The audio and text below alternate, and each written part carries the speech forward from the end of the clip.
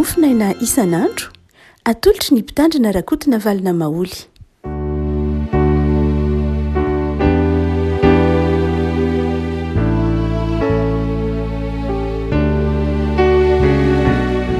Fanomerahantsika riavako malala tratry ity alakamisy faharoapolo ny volana oktobra ity. Ny mofinaina voalahatra ho antsika anio dia ny filipianina toko fahatelo. Filipianina toko fahatelo ny andininy voalohany ka hatramin'ny faraika ambin'ny folo. Filipianina toko fahatelo andininy voalohany ka hatramin'ny faraika ambin'ny folo. Amin'ny anaran'i Jesosy. Farany, ry rahalahy mifalia ao amin'ny tompo, tsy manahirana ny manoratra teny averina fa mahatsara anareo zany. Tandremo ny tenanareo amin'ny amboa, tandremo ny tenanareo amin'ny mpanao ratsy, tandremo ny tenanareo amin'ny voakilema, fa isika ny voafora izay manompo amin'ny fanahin'Andriamanitra ary manao an'i Kristy Jesosy reharehantsika ka tsy mitoky amin'ny nofo. Kanefa mba manana izay hitokiko amin'ny nofo ihany aho. Raha misy olona hafa manao hitoky amin'ny nofo, maika fahaizà. Fa voafora tamin'ny andro fahavalo aho, avy tamin'ny fototr'Israely dia avy tamin'ny firenen'i Benjamina, Hebreo sady avy amin'ny Hebreo aho, araka ny lalàna dia fariseo, araka ny zodi-pody nanentika ny fiangonana, araka ny fahamarinana avy amin'ny lalàna dia tsy nanatsiny. Nefa izay azoko ho tombony dia nataoko fatiantoka kosa noho ny amin'ny Kristy. Eny tokoa fa ataoko fatiantoka avokoa ny zavatra rehetra noho ny fioarana ny hatsaran'ny fahalalàna an'i Kristy Jesosy tompoko, izay niaretako ny fatiantoka ny zavatra rehetra ka ataoko taimboraka reny mba azoko an'i Kristy, ary mba ho hita ho aminy aho tsy manana ny fahamarinako izay avy amin'ny lalàna, fa izay avy amin'ny finoana an'i Kristy dia ny fahamarinan'Andriamanitra amin'ny finoana. Eny mba ho fantatro izy sy ny herin'ny fitsanganany tamin'ny maty ary ny fiombonana amin'ny fijaliany ka ampitovina amin'ny endriky ny fahafatesany raha misy ahatratrarako ny fitsanganana amin'ny maty. Ray masino manamasinana amin'ny fahamarinana ny teninao ny fahamarinana. Amen. Avako malala ny taratasy ho an'ny Filipianina no zara mofinaina ho antsika ry havako. Manana toetra manokana mampiavaka azy ny taratasy ho an'ny Filipianina mazava ho azy fa ny taratasy tsirairay nosoratan'i Paoly dia samy manana ny havahany avy amin'ny taratasy hafa arakaraka izay tontolo na antony nanoratana ilay taratasy. Ny taratasy ho an'ny Galatiana tsy hitovy mihitsy ho an'ny Korintiana, na ny Efesiana hitovy amin'ny Kolosiana. Fa na inona dia nahoana dia samy hafa na ny fomba fanoratra na ny votoatin'ny taratasy amin'ny reny ny taratasy ho an'ny Filipianina. Ny voalohany havahany moa dia izao ny votoatiny. Ireo taratasy rehetra izay nosoratan'i Paoly manomboka hatrany amin'ny Korintiana, Romanina, Korintiana, Galatiana, Kolosiana sy ny Efesiana dia izao manomboka amin'ny famelabelarana ny fotom-pinoana aloha na doktrina. Zany hoe rehefa miresadresaka aloha Paoly dia mandrakariva mibahatoerana na manomboka amin'ilay lafin'ny finoana, ilay fotom-pinoana, ilay zavatra inoana, dia aorianan'izay izy na aterak'izay ny lafin'ny pratika, ny lafin'ny ny ampiarana ilay zavatra inoana, ny ainana ilay zavatra inoana. Izay no matetika drafitra ilay taratasy nosoratan'i Paoly ho an'ny Kolosiana na ho an'ny mahazatra azy ho an'ny Korintiana. Fa amin'ny Filipianina kosa dia hafa mihitsy. Amin'ny Filipianina tsy izay ilay drafitra. Taratasy ho an'ny Filipianina tsy tena taratasy mamelabelatra doktrina na mamahavaha fotom-pinoana loatra. Tsy taratasy koa mamahavaha momba ny lafin'ny pratika, ny fitondratena, na ny lafin'ny fitondram-piangonana, na ny lafin'ny fandaminan-draharaha. Tsy izay loatra ny taratasy ho an'ny Filipianina. Fa inona ary ny taratasy ho an'ny Filipianina raha ohatra ka mamaky izany taratasy zany isika, satria izay zao ny zara mofinaina ho antsika ny toko fahatelo. Ny tsarotsaroana koa faharoa dia izao mampiavaka azy dia ny taratasy ho an'ny Filipianina zany dia nosoratana ho an'ny Eoropeanina voalohany indrindra. ny Filipianina no fiangonana taty Eoropa na tany Eoropa voalohany indrindra.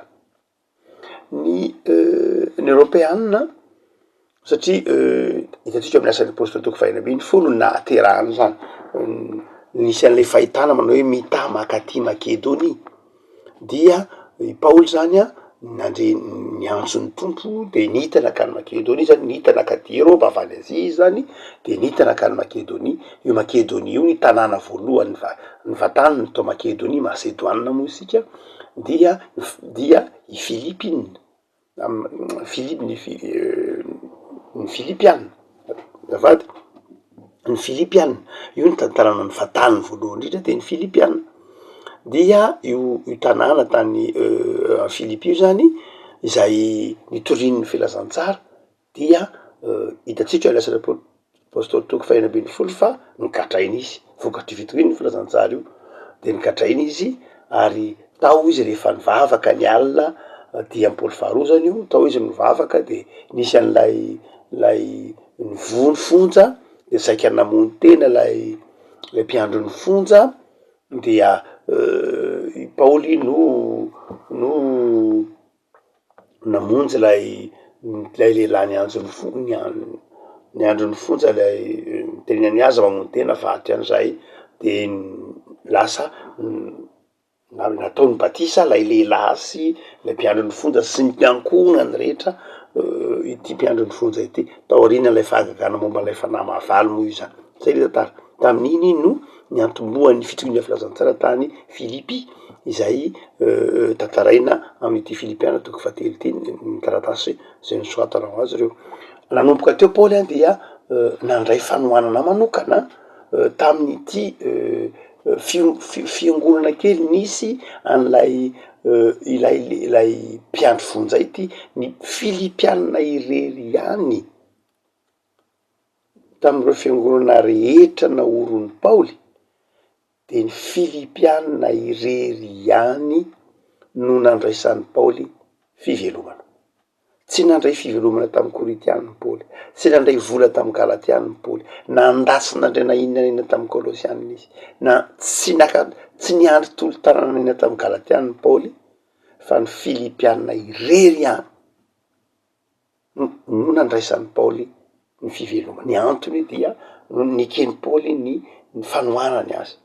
Tsy hoe nanavakavaky Paoly, fa nolay fatoram-pitiavana manokana, nolay fifankatiavana manokana tao amin'ny Paoly sy tamin'ny fiangonana tamin'ny Filipy no antony. Fifampitokisana tao amin'ny Paoly sy tamin'ny fiangonana tao Filipy, zay mampiavaka ity taratasy ity. Taratasy nosoratana zany ho ana ray aman-dreny sy zanaka. Ary zay mahatonga anao mahita, raha mamaky tsara ianao taratasy any Filipianina de tsy mba mibedy mihitsy, tsy mahita fahadisoana ninninny ianao, tsy mba mahita fanitsina ninninny ianao, tahaka ny hoe tezitra be amin'ny Koritianina noho ny fitondratena tsy mendrika tao Korinto, tezitra be mihitsy Paoly amin'ny Galatianina noho ny fampianatra diso, tezitra be Paoly. Hitatsika amin'ny ampahany faharoa amin'ny taratasy sasany anatin'ny Koritianina faharoa ohatra, fa amin'ny Filipianina dia tsy mba misy an'izany, fa tsotra mazava, indrindra moa ny toko fahatelo. Dia eto ary afaka malala amin'ilay andiny voalohany ka hatramin'ny fahatraika ambin'ny folo zay zara-mofinainao atsika, tsika teo hoe taratasy nosoratan'ny Paoly ho an'ny zanana tiana, ho an'ny fiangonana zay mifanakaika-po taminy. Dia inona ny hafatra riavako amin'ity andiny voalohany ka hatramin'ny fahatraika ambin'ny folo ity? Ny hafatra dia fampahirezana, hafatra fampahirezana izy ity. Paoly any dia manafatra mamerina manao hoe fa tsy vizaka mihitsy mamerina anareo Filipy io izy, manao hoe mahatsara anareo ny teny averina. Ny voalohany amin'ny toko fahatelo zany hoe tsy mampaninona mihitsy ny mamerina afatrafatra aminareo, manantitrantitra afatrafatra aminareo, tsy mampaninona. Zany hoe te hampahery mandrakariva ny kristianina tao Filipy ny apôstôly eto. Fa inona no nitranga? Izy manao hoe tandremo ny tenanareo voalohany indrindra amin'ny amboa. Raha toa ka mandrakariva ny jiosy no milaza ny jentilisa ho amboa eo amin'ny io ny atao zetria zany de ireo tsy jiosy ireo gentlis reo atao hoe ataony jiosy ambo efa miteny ny jiosy tao anatin'ny fiteny andavanandro de nataony ambo dia ireo tsy jiosy filazanana ny galatianina ny romanina ny grika reny ataony jiosy ambo tamina zatra azy maloto de nataony ambo dia fa maloto zany fa eto kosa de navadiky Paoly izy lazainy Paoly ndray fa iny jiosy zay tsy mino any Jesosy no ambo ireo jiosy zay nanao ambo ny kristy ireo zay hafa firazanana no hafa fihevina zany ny korintiana ny galatiana zay nandray any Jesosy reo ndray zany no miteny hoe tandremo tenanareo am'ireo jiosy amboza zay mandany Jesosy reo zay tsy manaiky any Jesosy zanak'Andriamanitra ireo dia ino koa dika le teny hoe ambo faharoa dika ambo faharoa zany de zao jereo tsara fa lay ambo resahana eo de lay alika mienjy eraky ny tanàna lay alika mikarenjy lay alika diza de mampiavaka ny alika diza zay voambolana ampiasain'ny Paoly eto hoe ambo am'teny hoe ambo de tsy ambo fotsiny fa ambo alika diza dia mienjy ary miondrika mandrakariva amin'ny tany zany hoe ny orony dia mandady amin'ny tany izy dia tsy mitsahatra ny miroka tany zany hoe manimbolo amin'ny tany mandrakariva ny orony mandady ny ambody ny alika dia tsy mitraky zany tsy mijery ambony fa mijery tsy mitsahatra mitsipona miondrika mitsipona amin'ny tany zay sarin'lay hoe ambo eo tandremo tenanareo zany amin'ny alika ty fa ny alika ty de zao ny orony ny masony ny vavany de zao tsy mieritreritra ninina afaty zay hoanina afaty zay eo amin'ny tany afaty zay hoaniny tenany any zay sa zay tiany Paoly ao an-tsainy raha mampaheriny ny filipianiny mampaheriny filipianina izy satria ny filipianina dia mifanohitra am'izay ny fisainany sy ny masony de any ambony fa tsy aty ambany tsy amy tany zany tsy amin'ny tany zany tsy amin'ny tsy eto am'ty hoe hanina hoanina na zavatra tahaky zany no fototry ny fiainana tsy sanatria tahaky ny ambo fa olona mibanjina manana fijery ambony mijery ambony zany mijery ny lanitra manana vina manana maso any ny lona fa tsy mirefarefa sanatria tahaky ny ambo dia eo zany Paoly mampitandrina manao hoe tandremo tsara fa ianareo isika kristianina dia olona mijoro tsara mitongotra eto ambonin'ny tany saingy ny masotsika any amin'ny lalana andehanatsika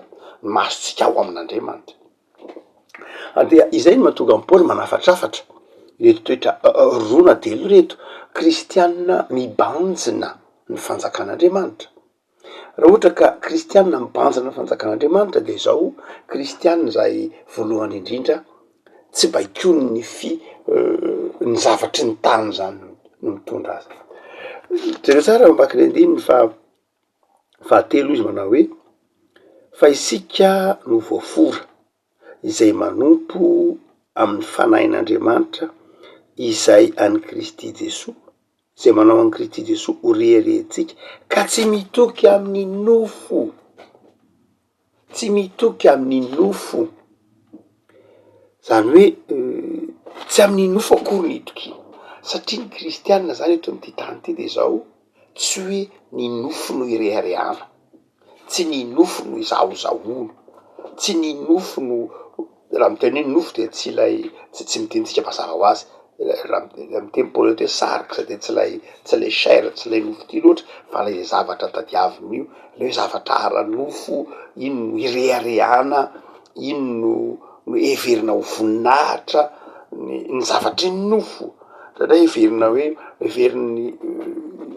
fa hoe le zavatra ananana zay no irehariana de Paoly zany eto miteny hoe tsika ngetsotra zany ny ambony manao an'izany satria ny ambo dia any amin'ny tany mandrakariva ny masony amin'ny tany mandrakariva ny orony any amin'ny tany mandrakariva no everiny ho zava-dehibe ao amin'ny tany izy no eo amin'ny sanatria maka zavatra sombitsombony latsaka eny amy tany eny izy, de iny no ivelomany dia takizay ny ambobo. Itsika tsy ohatrizany, itsika mpino mahana fahafenona, isika mahana ny fahafenona ka tsy eto ka tsy zavatra ohatrzany no reharehatsika.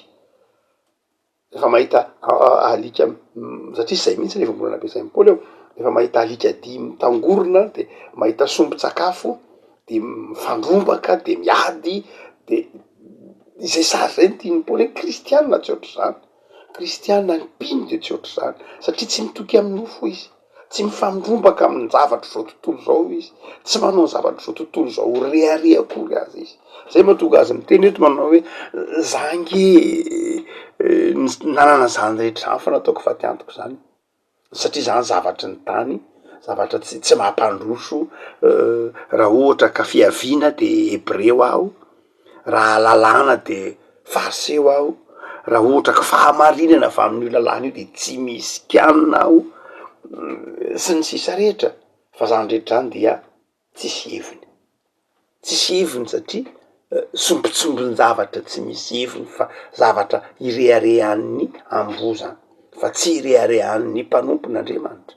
Ny mpanompon'Andriamanitra tsy mirehareha amin'ny zavatry ny tany ananana hoe inona ny zavatra eto am'ty tany ty ka ino no ireharehana, tsy zay.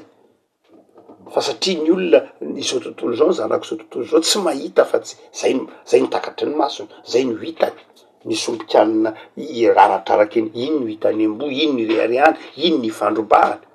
Fa ny mpino tsy zay, ny mpino mibanjina ny fanjakan'Andriamanitra, mibanjina ny any anoloanany masony izy, de zao tsy ny zavatry ny tany mihitsy akory no mahafatifaty azy. No zany tsy hoe akory ny mpino tsy miraharaha ny zavatry ny tany sanatria ny vava, tsy hoe akory ny mpino tsy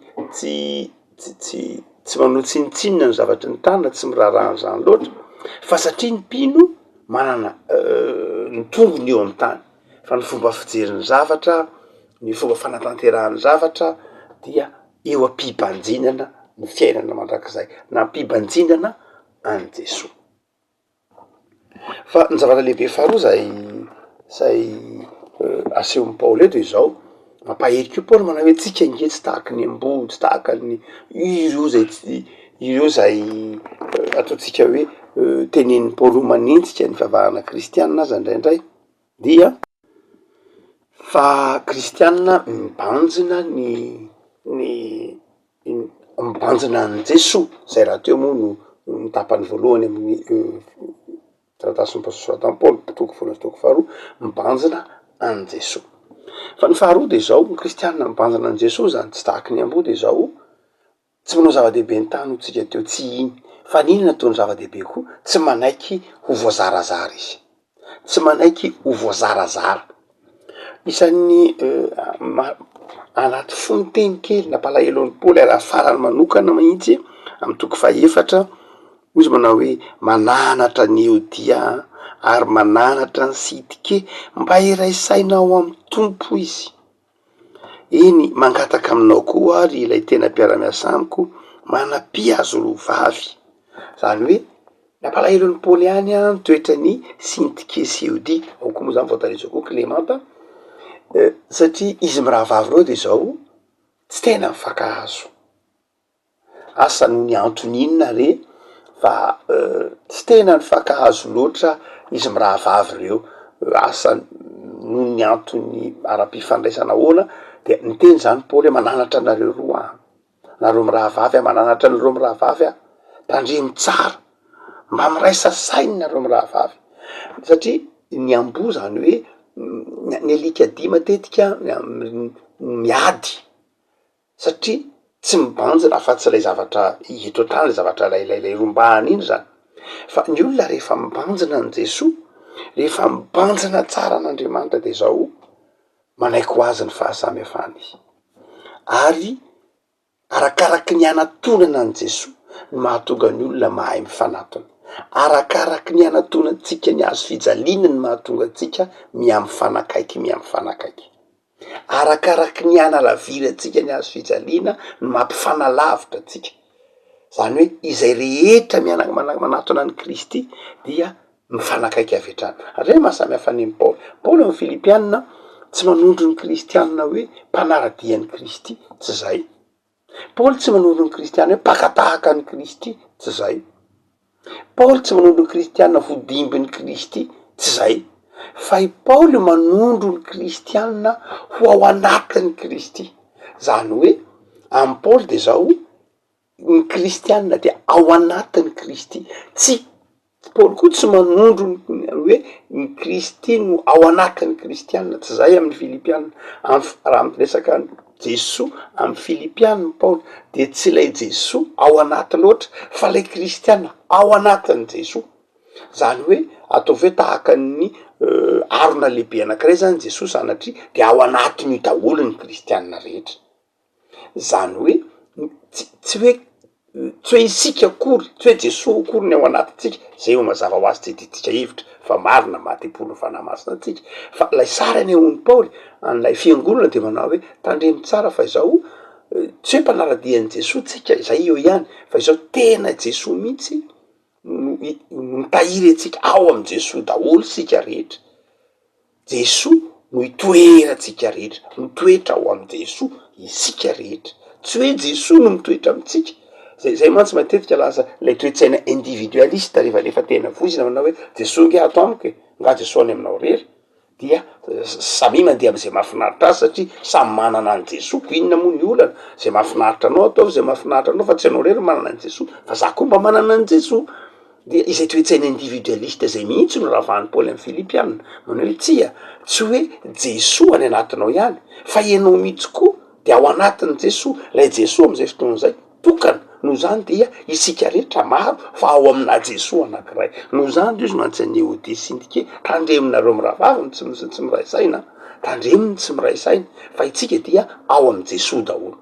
Efa koa malara zava-dehibe ny hoe kristianina mbanjana ny fiainana mandrakizay de kristianina tsy mandany androny sy ny fotoanany amy zavatra tsy tokony andaniana andro, amina disadisa lany andro miadevitra amina fahasamihafana tsy mampandroso, ladevitra lany andro miadevitra amina madinika zay mampisaraka, fa tsy mandany fotoana amy fitorinany filazantsara zay mampiombona amy fibanjinana le fiainana mandrakizay. Tsy hoe kristianina de eto amy tany tsika eto ny tongony tahaka ny afatrapolo any Filipianina. Ny tany dia andehanana hitorinany filazantsara fa ny maso kosa ao amin'Andriamanitra. Efa koa malala mamarana zany teny fampahirezana lazain'ny Paoly zany de zao, izy manao hoe mampahiry atsika tsy hoe tsy toky amy nofy anysika, tsy hoe na de maro azysika de iray ihany, fa mampahiry koa Paoly manao hoe tandreminareo tsara fa izao ny herin'ny fitsanganan'ny maty, ny herin'ny fitsanganan'ny Kristy tamy maty de mitoetra amitsika. Zany hoe ny ahafahatsika manana fifaliana amy fiainana de ny herin'Andriamanitra. Tsy manana toetsaina mahafoy zany tsika, tsy manana toetsaina hoe manao taimboraka ny zavatra zao tontolo zao zany hoe tsy manana ny toetsain'ny amboa na manana ny toetsain'ny amboa prédateur hoy nareo amy teny frantsay, hoe zay hita rehetra de arapaka, zay hita rehetra de angonina zay, de ararotina. Sanatria tsy ohatry zany ny kristianina, manana an'izany zao tontolo satria tsy mahatoky an'Andriamanitra izy. Fa ny kristianina tsy miankina amin'ny herin'ny tena fa miankina amin'ny herin'Andriamanitra. Mahatoky fa Andriamanitra miaraka aminy, mahatoky fa Andriamanitra momba azy, mahatoky fa Andriamanitra tia azy, de mana toetsaina afaka miteny tahaka amy Paoly izy manao hoe ataoko fantiantoka ny zavatra rehetra noho ny amin'ny Kristy. Tsy mampaninona mihitsy satria zao fa mety ho matiantoka amy zavatra zao tontolo zao fa mahazo tombony azy satria manana an Jesoa, manana an'ilay fahafenona tena izy. Aoko malala ny tompony hampahiry anao amy fiaina kristianina. Iteny tahaka amy Paoly anao manao hoe eny tokoa ataoko fantiavy avokoa ny zavatra rehetra noho ny fioarany hahatsarany fahalalana any Kristy. Efa an Jesoa ianao, ao anatinao Jesoa, fa izao koa efa ao anatin'ny Jesoa ianao satria fiangonana satria mpino, de matoky mpanjiny ny fiaina mandrakizay, mpanjiny ny fitiavan'Andriamanitra, mandehana amy fifaliana, ary zay moa ny afatra matanjaka indrindra. Isan'ny matanjaka ireo amy Filipianina ny hoe mifalia mandrakariva, mifalia mandrakariva ao amin'ny tompo, mifalia mandrakariva amin'ny tompo, hoy izao ndray mifalia. Mivavaky tompo ao tsoranao zay noho ny amin'ny afatra nampitondrainao anay tamin'ny alalan'ny taratasy ho an'ny Filipiana, manafatra anay ho mahery hatrany, tsy ho variana amin'ity izao tontolo zao ity. Izao tontolo zao zay tany fandalovana, tao aminao hiasanay hitoriany ny filazantsara, tao aminao mba ho arovanay satria asan'ny tananao, fa tsy ametrahanay ny fonay, tsy ametrahanay ny fanoloratenanay fa ao aminao Andriamanitra ihany ny fanoloratenanay. Mampitandrina anay ny teninao amin'ny fampianarany diso isan-karazany, mampitandrina anay ny teninao amin'ny fivilian-dalana na ara-panahy na ara-pitondratena na ara-pampianarana misy ety amin'ity zao tontolo zao ty. Mampitandrina anay ny teninao mba iray saina ao aminao Andriamanitra. Tompo, afaka aminao azy zahay, mampahiriza anay mba ho kristiana mahatoky hatrany, ho fantatray zay ametrahanay ny fitokisanay, fa tsy ao amin'ny nofo no hitokisanay, tsy ao amin'ny zavatra zao tontolo zao no ametrahanay ny fonay sy hitokisanay, fa ao aminao Andriamanitra rery any no efa napetraky ny fitokisanay. Teninao raha teo nanafatra anay manao ny voaozona zay matoky olona, ko de efa nametraka ny fitokisanay aminao zahay, fa tsy ao amin'izao tontolo zao. Dia mivavaky zay tompo, ataovy mahatoky anao, ary mitoky raha teo koa aminao zahay, de aza velanao angahiay. Mivavaky zay tompo ho an'ny asanay isan'andro, mivavaky zay ho an'ny tokantranonay, mivavaky zay ho an'ny tanindrazanay, jereo amin'ny famindramponao ny malagasy, ekenao Andriamanitra hitahiry anay ao aminao hatrany. Mivavaky zay ho an'ny fandriampahalemana eran-tany, mba hahafahanay fiangonana mitory ny filazantsara, ny fandriampahalemana zahay, dia tapao ny asany ratsy rehetra, ahafahan'ny fiangonanao mitory ny filazantsara mpitiavana ao anatin'ny fanolora-tena sy ny fifaliana. De afaka manonona ny fiadananao aminao zay Jesosy, tonony aminay ny fifalianao, ny fahasoavanao, mba ho fehana feny fiadanana Jesosy ny isan'andronay satria manana anao zahay. Amin'ny anarany Jesosy Kristy mpamonjy, manakinanay sy hanaovanay izany vavaka izany, ary anatenanay sy hinonay valim-bavaka. Misaotra tompo tianay. Amen. Amen.